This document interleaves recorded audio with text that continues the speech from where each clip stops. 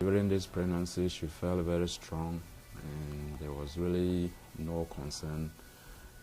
We have had the same physician, Dr. Gregory Greek. We have been with him for all our kids, and he followed this pregnancy just like the other ones. There was no concern. We had another ultrasound just 5 days before we came in for induction, and everything was looking good.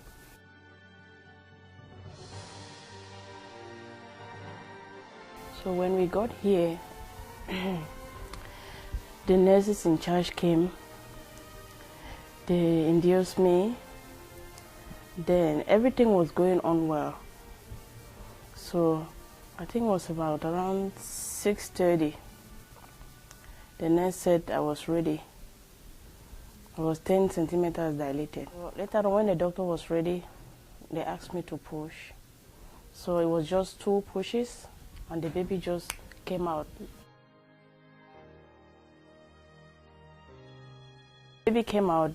The nurses were there trying to take care of the baby while the doctor was on me. My husband too was there, happy, trying to take some pictures. So when Dr. Jonas noticed that my uterus was not contracting, he let the other nurses know that. So immediately they called Dr. Brewster. When Dr. Brewster just came in, I saw him. It's like a light came into the room.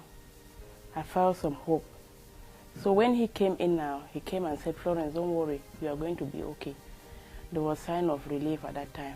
So from then, I did not remember what happened. Something struck me that something was going wrong.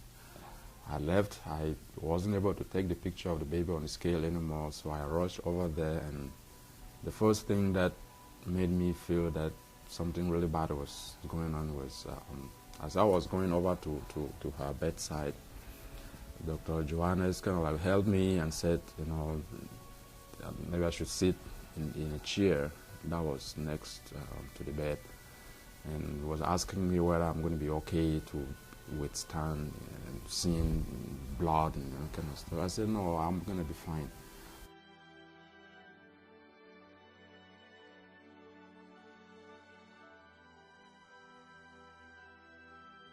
They took her off, and we were rushing down the hallways on the 4th floor by the birthing center, and rushing down.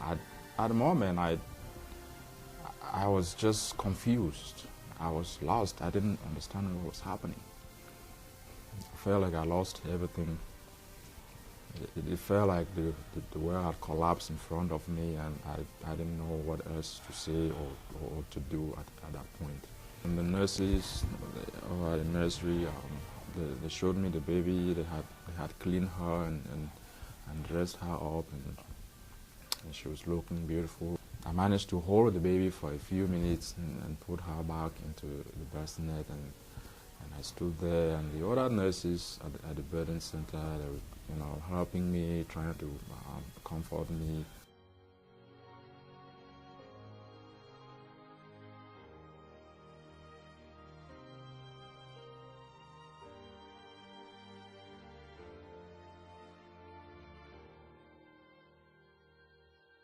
After about what was like maybe 3 to almost 4 hours, she came back one last time to tell me that they were not succeeding in anything, and they were struggling, and they could not contain the bleeding. They had already put more than 10 units of blood for her, because all the blood that she had received at that point was just fresh from the field. It was cold, and her body temperature was just dropping and dropping more than they expected for her to be able to live with such low temperatures. They feared that most of her other organs would instead freeze. So they decided to stop the operation and just try to stabilize her, and started warming her back up and took her to the intensive care unit.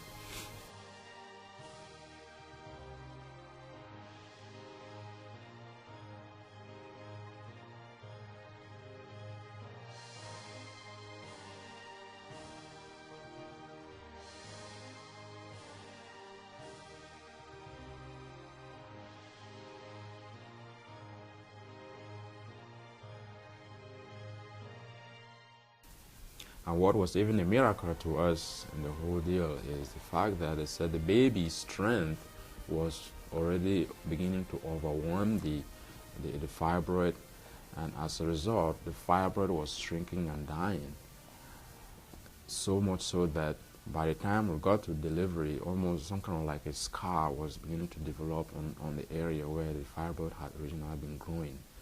And they suspect that that's probably the reason why when the baby came out, that area that was already vulnerable gave way, and because there were so many additional main vessels that were feeding both the fibroid and those that were feeding the baby, a lot of bleeding was just happening so severely. I was just thinking to myself, if God had not intervened, the baby came out just like right away. If the bleeding had just opened up when the baby was still inside, she could have been flooded, and maybe she would have drowned in this blood, and maybe today we would not have the baby.